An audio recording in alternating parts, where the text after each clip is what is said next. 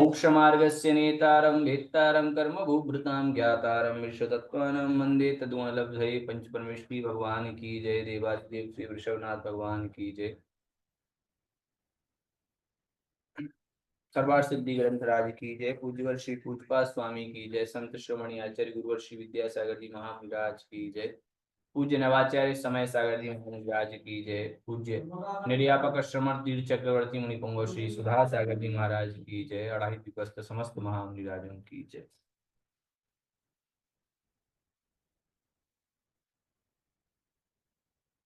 कल जो प्रकरण चल रहा था ध्यान के विषय में, थोड़ा सा आगे बढ़ते हैं उससे।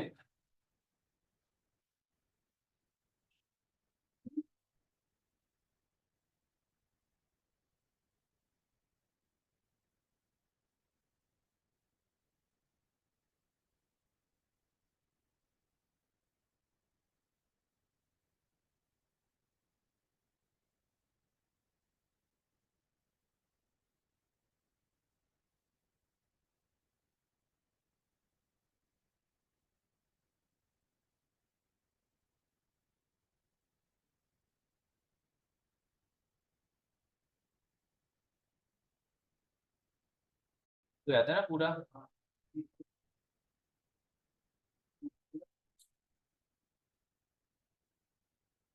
यहाँ शंका ये हुई थी कि हिंसा आदि, रौद्र ध्यान के विषय में प्रसंग चल रहा था कि हिंसा, झूठ, चोरी और विषय का संरक्षण अर्थात परिग्रह के विषय में ही हमेशा ध्यान करना ये रौद्र ध्यान है। और वह 1 से 5 गुण स्थान तक के जीवों को होता है। तो यहाँ प्रश्न उठाया था कि रौद्र ध्यान अविरत सम्यक दृष्टि तक के गुण स्थानों में तो हो सकता है, कोई आपत्ति नहीं, परंतु 5वें गुण स्थान देश विरत नामक पंचम गुण स्थान में रौद्र ध्यान कैसे हो सकता है? उत्तर दिया था कि हिंसा आदि का आवेश आ जावे, हिंसा, झूठ, चोरी, कोई मन में किसी का तीव्र उदय आ जावे, अर्थात तद्रूप कोई आवेशित हो जाए, भाव ऐसे आ जावे, या फिर वित्तादि धन आदि जो है उस धनादि के संरक्षण में वह परतंत्र है, अर्थात स्वयं के पास धन आदि नहीं है, पर से ही सब कुछ ग्रहण करना होता है। तो ऐसा होने से भी कदाचित उसके मन में रौद्र ध्यान पनप सकता है, परंतु तत्पुनर्नारकादीनाम अकारणम सम्यक दर्शन सामर्थ्या। लेकिन जो देशव्रती श्रावक हैं, पंचम गुण स्थानवर्ती जीव हैं, उनको जो रौद्र ध्यान होता है वो नारकादि नाम अकारणम अर्थात नरक आदि दुर्गतियों का कारण नहीं होता, अर्थात उस रौद्र ध्यान के प्रभाव से नारक आदि पर्याय उसको नहीं मिलेंगी, अर्थात नारक आदि पर्यायों का कारण नहीं बनता वो रौद्र ध्यान। किसके? पंचम गुण स्थानवर्ती श्रावकों के। क्यों नहीं बनता? तो कहा सम्यक दर्शन सामर्थ्या, सम्यक दर्शन की सामर्थ्य से, क्योंकि उनके सम्यक दर्शन प्रकट है, तो सम्यक दर्शन प्रकट होने के कारण से सम्यक दर्शन शुद्धा नारक त्रियंग नपुंसक स्त्रीत्वानि दुष्कुल विकृताल्पायु दरिद्रतांच व्रजंती नाप्य वृत्तिका। ऐसा श्रावकाचार्य जी में आचार्य कहे आए हैं सिद्धांत। तो सम्यक दर्शन से जो संपन्न होता है वो नारकादि पर्याय को प्राप्त नहीं होता, इसलिए रौद्र ध्यान वह नारकादि का कारण नहीं बन सकता।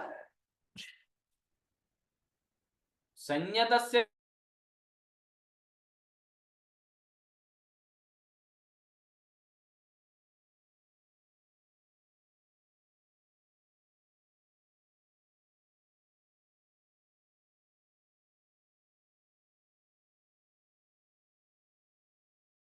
तो नहीं है, तो कहा तदारंभे तदारंभे संयम प्रच्युते, कि उसका तो आरंभ में ही, अर्थात यदि आरंभ हो जाए तो संयम से प्रच्युत ही हो जाए, क्योंकि रौद्र ध्यान आरंभ वशात होता है।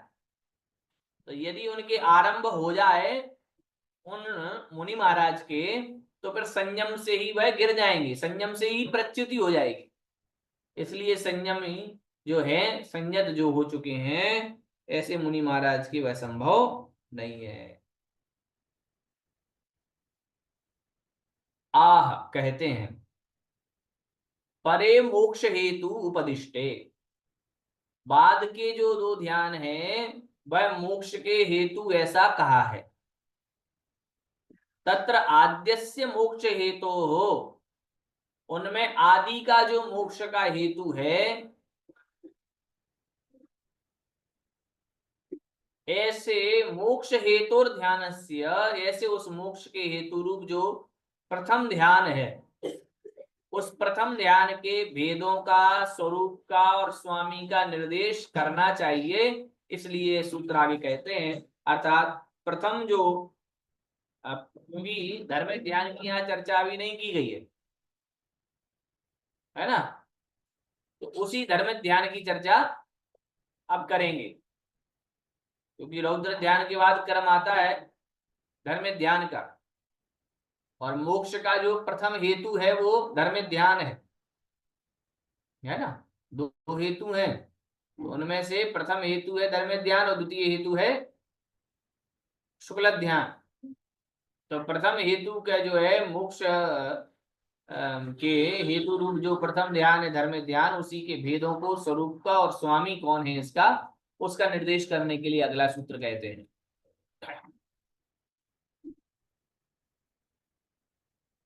आज्ञापाय विपाक संस्थान विचयाय धर्म्यम, आज्ञापाय विपाक संस्थान विचयाय धर्म्यम, ये इस तरह से उन्होंने वर्णन किया।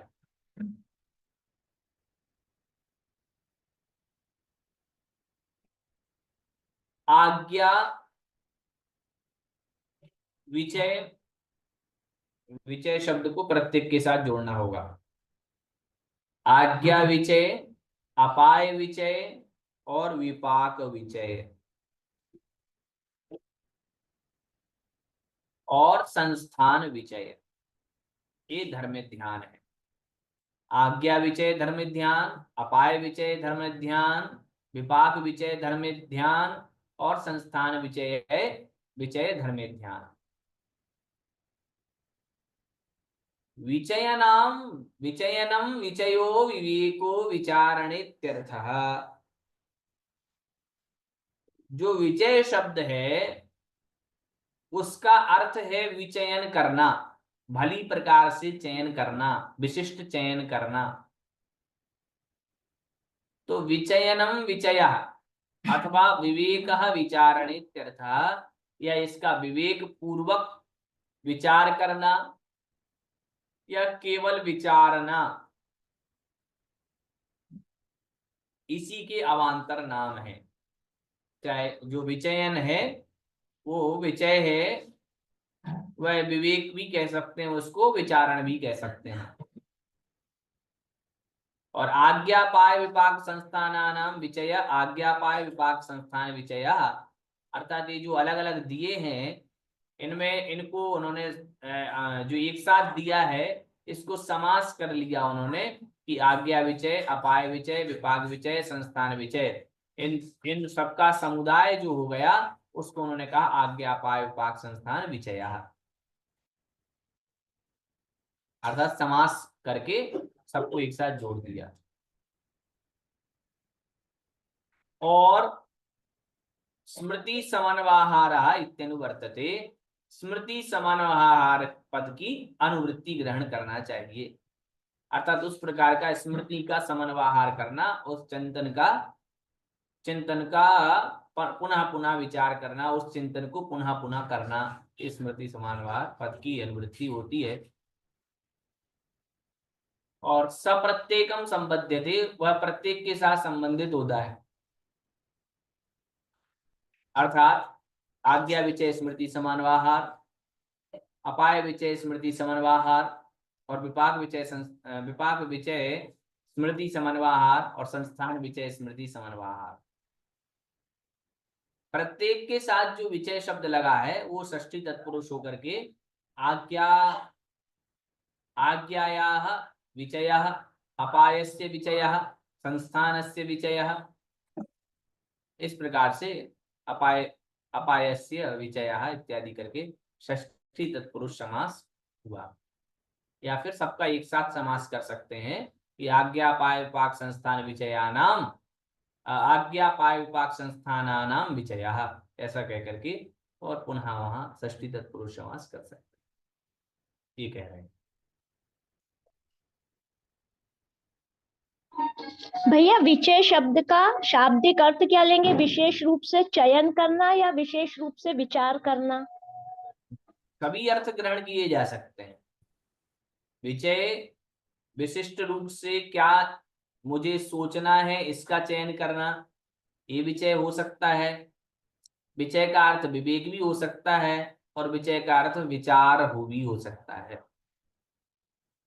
तो ये अनेकार्थक है ना। जी भैया। तद्यथा उसके विषय में इस प्रकार कहते हैं। भैया जी धर्म ध्यान को धर्म ध्यान बोलना चाहिए क्या? देखिए, धर्म के माध्यम से जो होने वाला ध्यान है उसका नाम है धर्म। धर्म।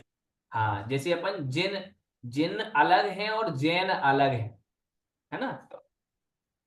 जैन तो इंद्रियाणि येन स जैना, जिसने इंद्रियों को जीत लिया है उसे जिन कहते हैं। ठीक है।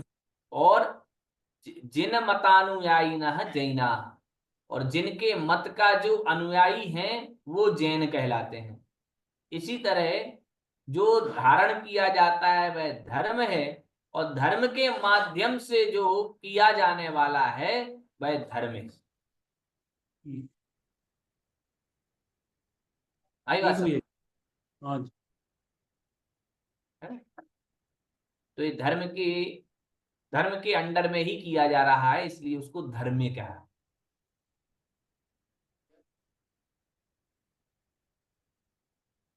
अब प्रत्येक का स्मृति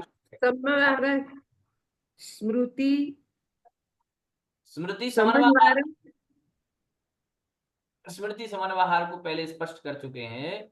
स्मृति अर्थात विचार, चिंतन, और समन्वहार करना अर्थात पुनः पुनः उसका अभ्यास करना, सोचना, विचारना। ये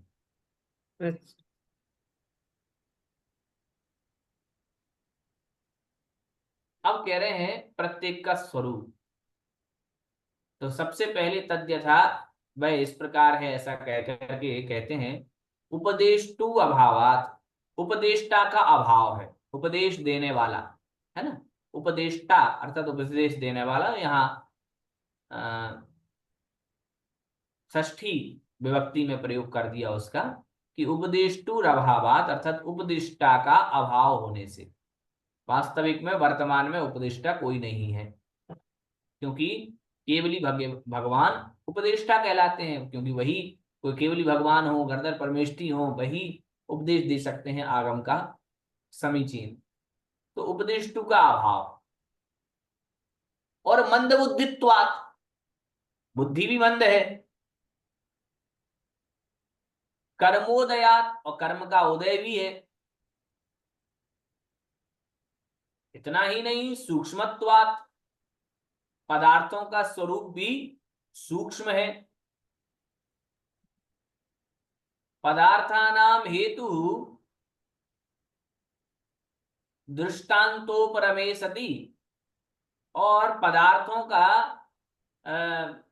सूक्ष्म होने के साथ साथ कहा कर्मोदय सूक्ष्मत्वाच्च पदार्थानाम हेतु दृष्टांतोपरमे, हेतु और दृष्टांत इनका उपरम है, अर्थात हेतु और दृष्टांत का अभाव है। मतलब उस तत्व को जानने में कोई हेतु दें, कोई कारण दें, या किसी दृष्टांत को कहें, तो दृष्टांत का अभाव है और हेतु का भी अभाव है। मतलब समझाने के लिए ना तो पूर्ण रूप से हेतु ही उपलब्ध है और ना ही दृष्टांत ही उपलब्ध है जिसके माध्यम से हम समझा पाए, क्योंकि उतना समझ में भी नहीं आ रहा है कि जिससे समझा पाए। इसलिए हेतु और दृष्टांत का अभाव कह रहे हैं। यहाँ हेतु और दृष्टांत का अभाव होने से यहाँ तात्पर्य यही नहीं समझा जाए कि बुद्धि हेतु उपलब्ध नहीं है, कारण ही उपलब्ध नहीं है। कारण लेकिन बहुत सारे कारण उपलब्ध भी नहीं है, जिन कारणों के विषय में मान लीजिए सर्वज्ञ भगवान, अभी अपन तीर्थंकर प्रकृति का बंध इत्यादि जो भी कोई उदाहरण देने हैं, कुछ करना है, उसके लिए साक्षात दृष्टांत आदि भी उपलब्ध नहीं है। ऐसा होने पर सर्वज्ञ प्रणीत आगमम प्रमाणीकृत्य, सर्वज्ञ भगवान के द्वारा प्रणीत, रचे हुए, कहे हुए जो आगम है, उस आगम को प्रमाणीकृत्य, प्रमाण करके, इत्थम एव इदम, इत्थम इदम इत्थम एव, यह ऐसा ही है। यह इत्थम इसी प्रकार का ही है। नान्यथावादिनो जिनाः, समंतभद्र स्वामी की, न अन्यथावादिनो जिनाः, जो जिनेंद्र भगवान होते हैं वो अन्यथावादी नहीं होते, अर्थात उन्होंने जैसा कह दिया है वैसा ही है। जिनेंद्र भगवान अन्यथावादी नहीं हो सकते। इति गहन पदार्थ श्रद्धानात्, इस प्रकार पदार्थों का गहन पदार्थों के श्रद्धानात्, श्रद्धान के माध्यम से, अर्थावधारणम, अर्थ का अवधारण करना, पदार्थ आदि का स्वरूप को समझना, इसका नाम ही आज्ञा विजय धर्म ध्यान है। कि जिनेंद्र भगवान ने जैसा कह दिया है वैसा ही है, अन्यथा नहीं है। इस प्रकार का विचार कर लेना कि उन्होंने जो आज्ञा दे दी है वह अन्यथा नहीं हो सकती। इसलिए इस प्रकार से जिनेंद्र भगवान की आज्ञा को ही सर्वोपरि मानना, इसका नाम है आज्ञा विजय। अब कोई कहे धर्म ध्यान कैसे होगा, अर्थात जब भी हम सोचें, जब भी हम सामायिक में बैठें, जब भी हम किसी बात को सोचें, तो ऐसी प्रकार से सोचना चाहिए कि हे भगवान, आचार्य भगवान ने इतनी आज्ञा दे दी है, ऐसा ऐसा है, ऐसा स्वरूप है, ऐसा नंदीश्वर है, ऐसा लोक का स्वरूप है। इस प्रकार से मन में विचार करना, आज्ञा के विषय में ही सोचना, ये आज्ञा विजय धर्म ध्यान है। अथवा स्वयं भैया जी, जय जिनेन्द्र, इसको ये उपदेष्टु भगवान मंद बुद्धि, इसको थोड़ा और क्लियर करिएगा ना। उपदेष्टु अभाव, उपदिष्टा का अभाव होने से, वर्तमान में उपदिष्टा कोई नहीं है, क्योंकि कोई भी आज के समय में उपाध्याय नहीं है। सर्वज्ञ की तो, साक्षात सर्वज्ञ की तो बात छोड़ो, है ना, शास्त्रों के जानकार का भी अभाव है। एक पूर्व का ही ज्ञान नहीं है और तो ठीक है ना। तो 11 अंग और 14 पूर्वों का साक्षात अभाव है, इसलिए उपदेष्टा तो हम किसी को कह ही नहीं सकते। मंद बुद्धित्वात्, और मंद बुद्धि वाला होने से, अर्थात संयुक्षम भी कम ही है, अधिक संयुक्षम ही नहीं है, लिखना पड़ रहा है, बहुत कम संयुक्षम है, लिखा नहीं जाता है। पाठक का ये गुण होता है कि लिखित नहीं, लिखित पाठकाधमा, पढ़ने में जो लिखा जाता है, लिख करके जो पढ़ा जाता है, बार बार याद रखने के लिए जो लिखा जाता है, वो पाठक के अधम लक्षणों में कहा है। लेकिन चूंकि मंद बुद्धि इतनी है कि उपाय ही नहीं है कुछ। और कर्म का उदय भी है, कर्म का उदय है, मति ज्ञानावरण का कर्म का उदय है, और भी अन्य कर्मों का उदय है, जिस कारण से पूरा जान ही नहीं पा रहे। और पदार्थानाम सूक्ष्मत्वात्, पदार्थों का जो स्वरूप है वो अत्यंत सूक्ष्म है, इसलिए वह समझना इतना आसान है नहीं है, क्योंकि प्रत्येक पदार्थ का स्वरूप भिन्न भिन्न अपेक्षा से विविध प्रकार का है। तो पदार्थों का स्वरूप अत्यंत सूक्ष्म है।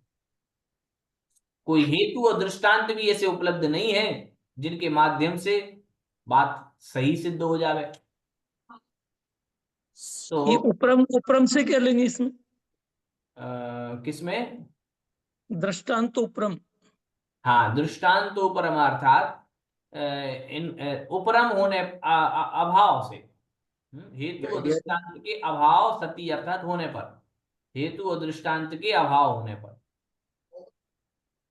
हेतु और दृष्टांत भी इतने उपलब्ध नहीं है जिनके माध्यम से हम कह सकें इस प्रकार से। तभी तो अपन से कोई पूछता है बार बार, तो अपन अंत में ये कहते हैं कि देखो अब केवली गम्य है, ये विषय अपने गम्य तो है नहीं। तो इत्यादि प्रकार की जो चर्चाएं हैं, उन चर्चाओं को यह सर्वज्ञ प्रणीत कहा गया है, सर्वज्ञ भगवान के वचन है, अन्यथा तो नहीं हो सकते। इस प्रकार से मेरी बुद्धि अत्यंत कमजोर है, कोई ऐसा है नहीं है, केवली है नहीं है, शुद्ध केवली है नहीं है जिसके पास मैं पूछ सकूं, इसलिए भगवान अन्यथा कह नहीं सकते। उनको प्रणाम करते हुए अपने मन में इस प्रकार का श्रद्धान रूप विचार करना, ये आज्ञा विचय धर्म ध्यान। अथवा एक और परिभाषा देते हैं कि स्वयं विदित पदार्थ तत्वस्य, स्वयं ने विदित जान लिया है पदार्थ तत्वस्य, पदार्थ के भावों को, पदार्थ के स्वरूप को स्वयं ने जान लिया है।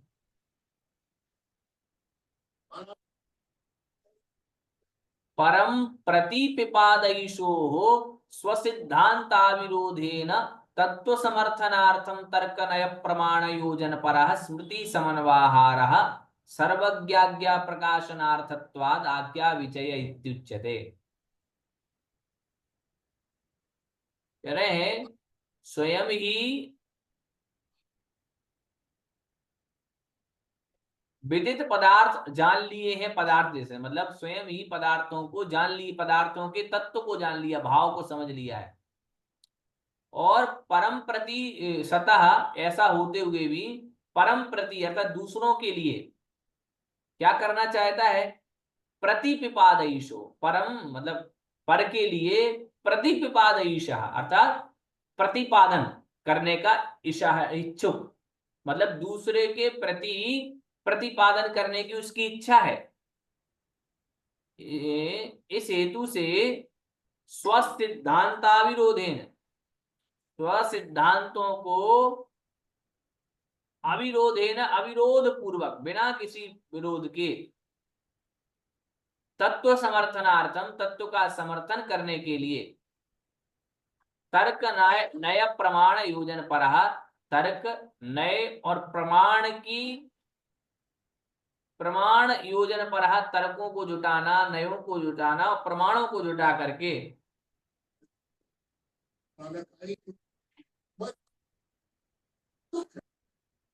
स्मृति समन्वाहार, स्मृति का समन्वाहार अर्थात विचारों का ग्रहण, सर्वज्ञ आज्ञा प्रकाशनार्थत्वात्, सर्वज्ञ की आज्ञा को प्रकाशनार्थत्वाद, अर्थात प्रकाशन करने की इच्छा जिसकी है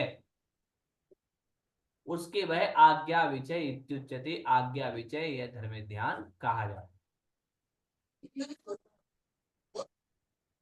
तो हो गया कि स्वयं के द्वारा जाने हुए तत्वों को प्रतिपादन करने की अपेक्षा से अपने सिद्धांतों का बिना विरोध किए हुए तत्वों को समर्थन के लिए तर्क, न्याय और प्रमाण आदि को बड़ा योजन करते हुए सर्वज्ञ की आज्ञा के प्रकाशन के लिए जो चिंतन है वह आज्ञा विचय इत्युच्यते, आज्ञा विचय ऐसा कहा है।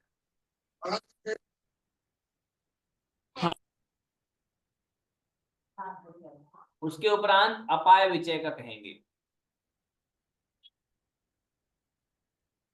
जात्यंध मिथ्या दृष्टया, जाति से जो अंध है, जात्यंध वन मिथ्या दृष्टया, जाति से अंधे हैं जो, ऐसे जाति से अंधे के समान जो मिथ्या दृष्टि हैं, वे सर्वज्ञ प्रणीत मार्गाद विमुखा, सर्वज्ञ भगवान के द्वारा जो प्रणीत है, मतलब जो मिथ्या दृष्टि जीव हैं वो कैसे हैं, तो कहा जात्यंधवत, जात अंधवत, जात यहाँ जात, जात शब्द से अग्रहण किया, जात से उत्पन्न हुआ है ना, तो मतलब जब जन्म से, से। जन्म से जी, हाँ, जन्म से अंधा। जन्म से, हाँ, तो जात्यंधवत अर्थात जन्म से जो अंधा है, तो जन्म से अंधे के समान ही जो मिथ्या दृष्टि व्यक्ति है वह सर्वज्ञ प्रणीत मार्गात, सर्वज्ञ भगवान के द्वारा कहे हुए मार्ग से विमुख होते हैं। और जो मोक्षार्थी ना मोक्ष की भावना रखते हैं, ऐसे वे सम्यक मार्ग परिज्ञानास्तु, अर्थात सम्यक अच्छे सही मार्ग के परिज्ञानात, परिज्ञान से, परिज्ञानात मार्ग, मार्ग अपरिज्ञानात, जो मोक्षार्थी हैं वे भली प्रकार से मार्ग के ज्ञान से, मार्ग के जो ज्ञान होना है उस ज्ञान से दूर हैं। तो उनको वह मतलब मोक्षार्थी जो व्यक्ति हैं उनको तो वे दूर ही कर देते हैं, दूरमेव अपायन्ति इति, दूर से ही वह उनका अपाय कर देते हैं, त्याग कर देते हैं।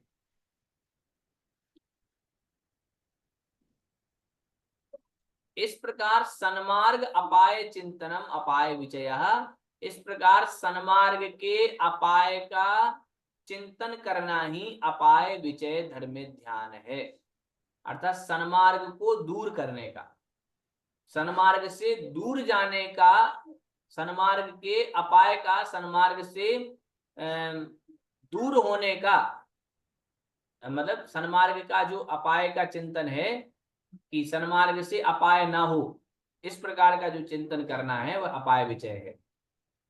और अच्छे से क्लियर करे भैया जी। हाँ, देखिए ऊपर लिखा हुआ है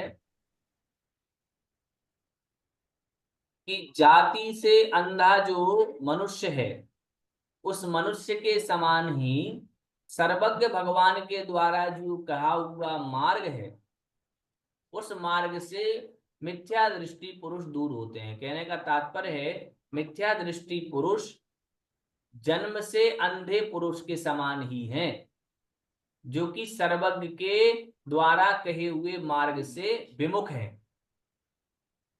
और वे क्या करते हैं,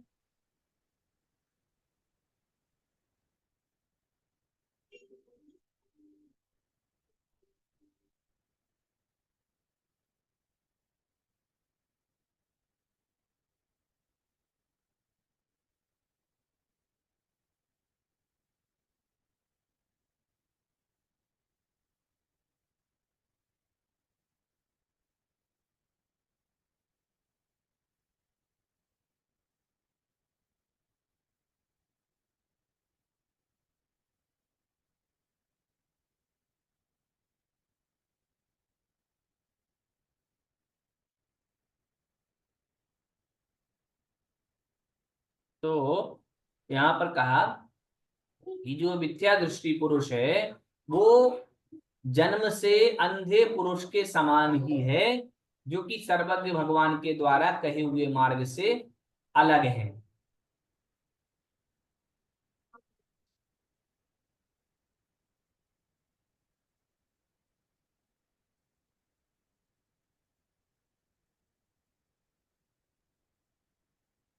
और वह मोक्षार्थिनः अर्थात जो मोक्ष जाने, मोक्ष का अर्थी है, उसको सम्यक मार्ग अपरिज्ञानात, सम्यक मार्ग का ज्ञान नहीं होने से,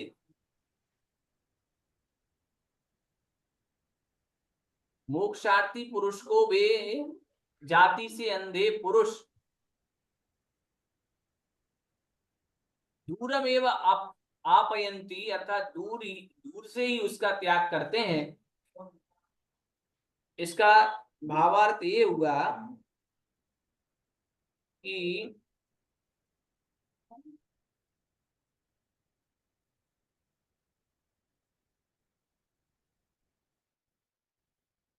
वो लोग मोक्ष के अभिलाषी होते हुए भी, तक हो रही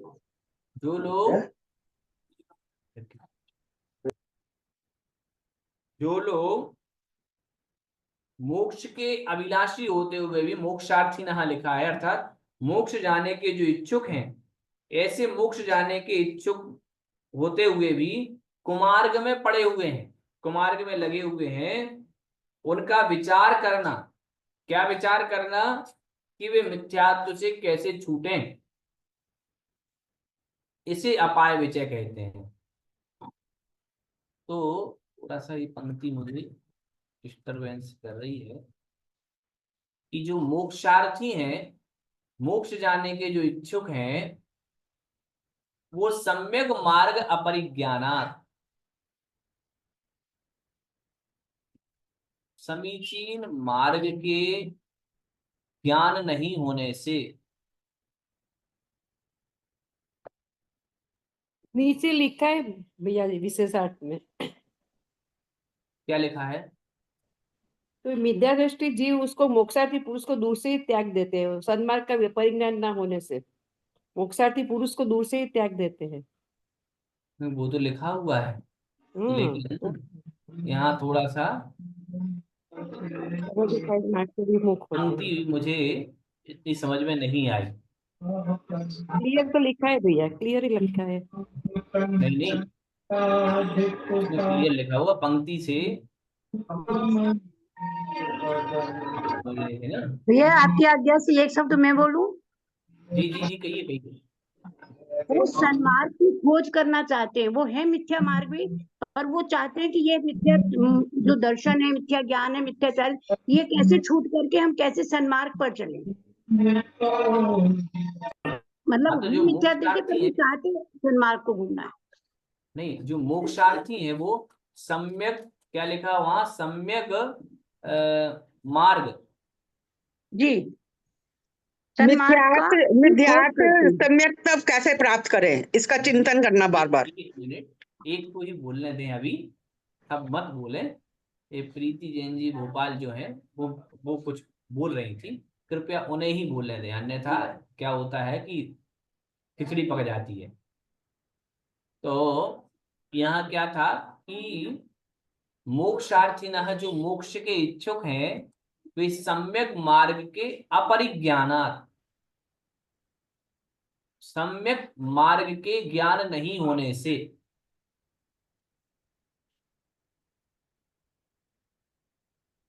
उसको प्राप्त करने का चिंतन करना, दूरम एव अपायंती, दूर से ही त्याग देते हैं।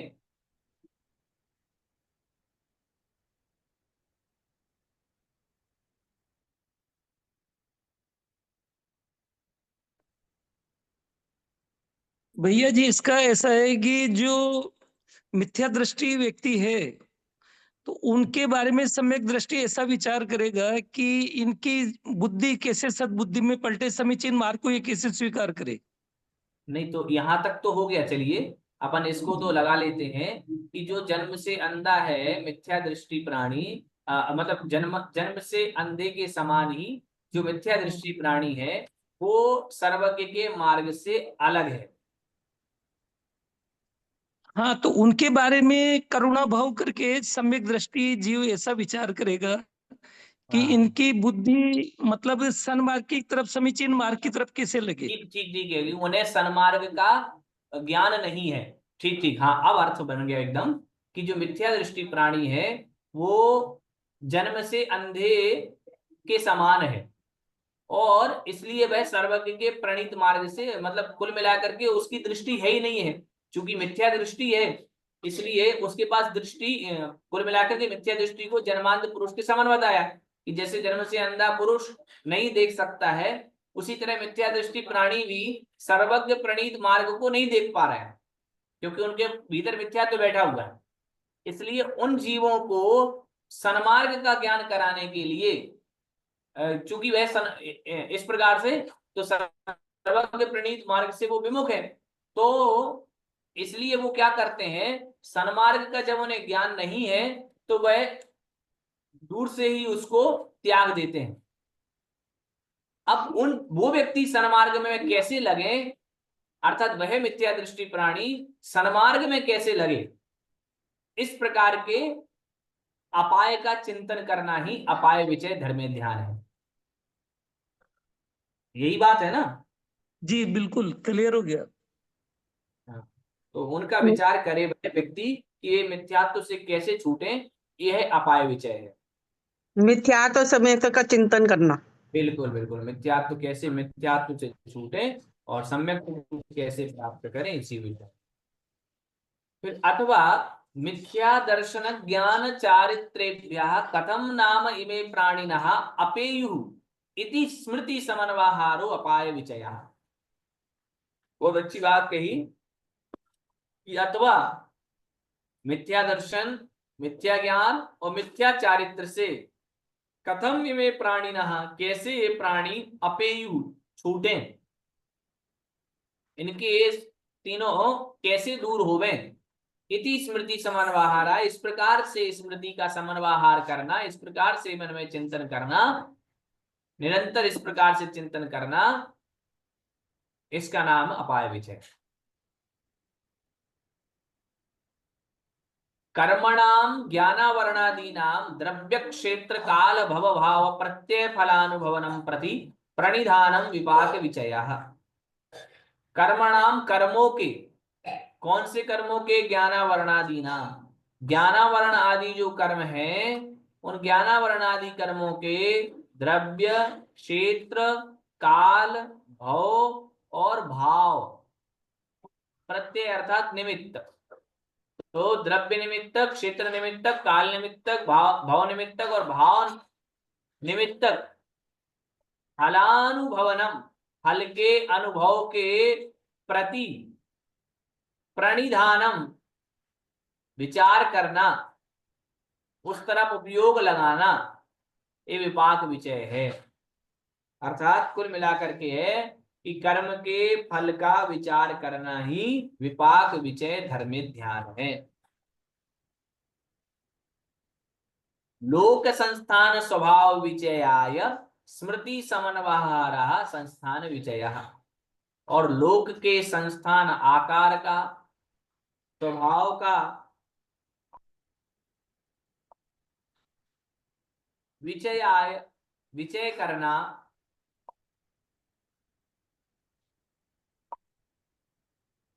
तो लोक के आकार और लोक के स्वभाव का विचार करना, ये स्मृति समानवाहारः संस्थान विचयः, इस प्रकार निरंतर ही चिंतन करना ये संस्थान विचय धर्म में ध्यान है। उत्तम समाधि लक्षणों धर्मः उक्तः। अब धर्म क्या है, तो कह रहे हैं उत्तम समाधि लक्षणों धर्मः उक्तः, उत्तम समाधि लक्षणों से लक्षण वाला धर्म उक्तः, धर्म कह दिया है। धर्म एक ही प्रकार का है और वह किससे, उत्तम समाधि लक्षणों से युक्त है, ऐसा उस धर्म का लक्षण कहे आए।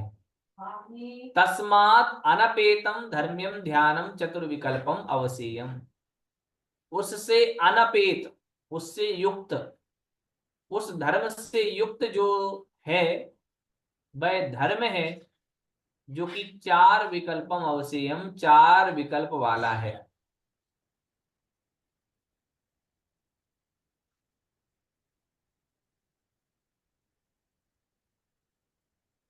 तद अविरत देश विरत प्रमत्त अप्रमत्त संयता नाम भवति। और वह किन किन के हो सकता है?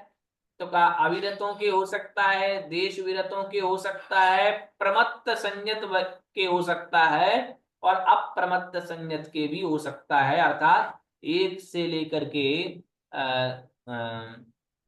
चार से लेकर के, अविरत से यहाँ लिया तो चार से लेकर के यहाँ 7 गुण स्थान तक यह हो सकता है।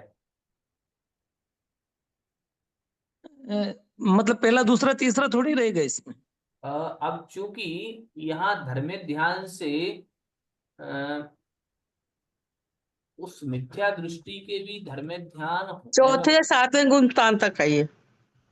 वो तो बात ठीक है एकदम, लेकिन बाधा क्या आ रही है कि अपन शायद टीका में कुछ इस प्रकार लिखा होगा, इसको मिथ्यात्वादी गुण स्थानों में मानने में आपत्ति क्या है? क्योंकि 10 धर्म वो चाहिएगा ना, युक्त होना चाहिए। धर्म ध्यान तो चौथे से था ना। हाँ हाँ, चौथे गुण स्थान से ही प्रारंभ होता है।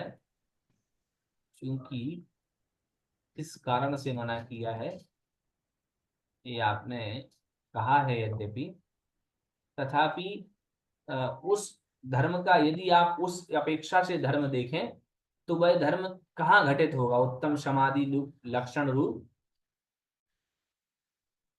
क्या चौथे गुण स्थान में घटित हो जाएगा? चौथे में तो हो जाएगा ना, सम्यक दृष्टि है तो, अविरत सम्यक दृष्टि है तो।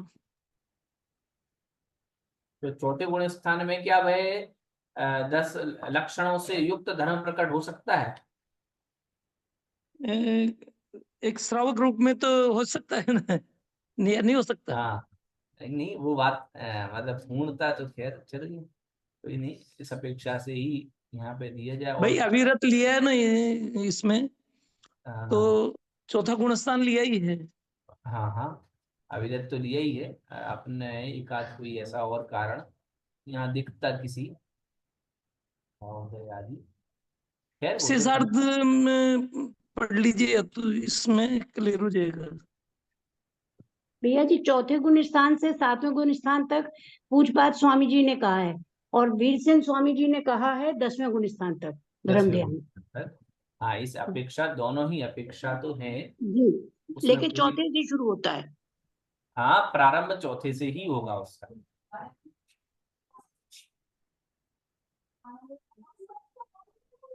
ठीक, इस प्रकार से यहाँ अब ये जो विशेषार्थ है इसको एक आप लोग इसको पढ़ें, और जो समझ में नहीं आ रहा है वो अपन चलेंगे, क्योंकि यहाँ एक साथ इतना सब कुछ बताना इतना संभव नहीं हो पा रहा है, क्योंकि अपने पास समय एकदम बंधा हुआ है। इसलिए इसको स्वयं स्वाध्याय कर, क्या कुछ बोल रहे हैं वो, ठीक है भैया, ठीक ठीक है ना? तो इसको ठीक। मतलब यदि अपन पूरे इन पेजों को पढ़ेंगे तो मुझे लगता है कि लगभग 2 दिन लग जाएंगे, है ना? तो ये ऐसा तो आपने समझा दिया, ठीक है।